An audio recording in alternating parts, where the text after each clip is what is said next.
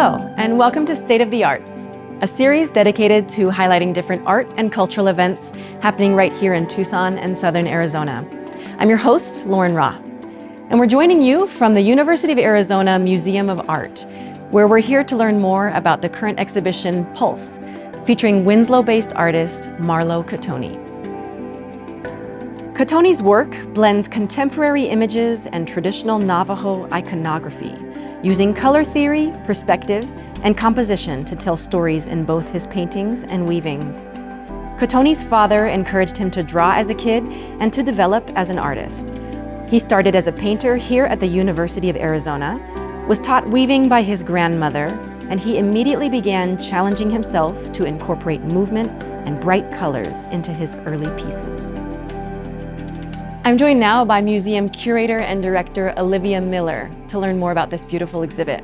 Olivia, thanks for talking with me today. Thanks so much for being here. Well, can you tell us a little bit about what makes Marlowe Katoney's work unique and what you're showing off in this exhibit? Absolutely. So this is an exhibition of Marlowe's paintings and weavings. And I think the thing that makes him really unique as a weaver is that he really approaches his weaving using a very significant background in painting. So it's really important for us and for the artists to have this exhibition here at the University of Arizona Museum of Art, because this was the school where he studied painting.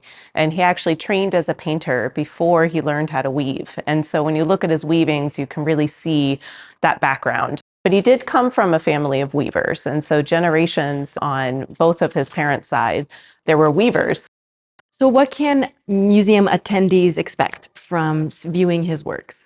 Yeah, well, I think there's a little something for everybody here. The really interesting thing about his weavings is that he incorporates a lot of traditional Navajo patterns. So anyone who has an interest in Navajo weaving, you'll see a lot of similar things. He puts a contemporary twist on it.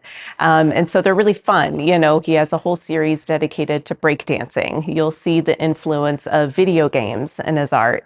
There's a lot of symbolism in his work. And I think he has a really nice balance of using symbols that are really deep and profound and have a lot of meaning, while at the same time also relishing the kind of simple moments in life.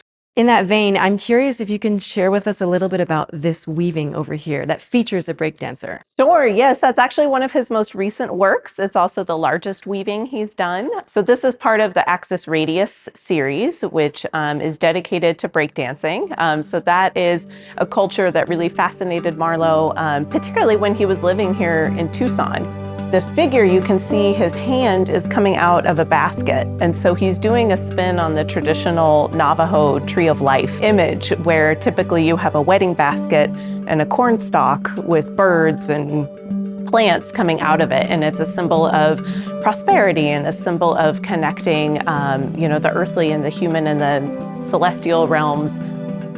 Can you share a little bit about how Marlowe Katoney's personal history and background influences his work and what's on display? Sure, absolutely. I mean, Marlowe, is Navajo, so he comes from Navajo culture. He grew up in Winslow, and he still lives in Winslow. He got a lot of his inspiration from his parents. His father was artistic, and Marlowe describes how often his father would begin a drawing in the morning, and then he would go to work at the railroads, and he would want Marlowe to complete the drawing by the time he came home. For him, when we were developing this exhibition, I co-curated it with Dr. Anya Montiel, who is a curator of Native American art.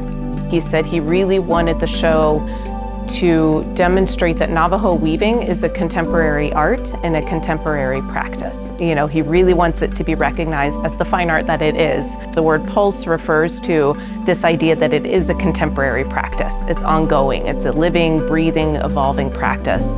At the same time, it refers to the physical act, the constant motion that it takes to weave, and even the acoustics of weaving, the idea of the beating of the comb to tamp down the wool.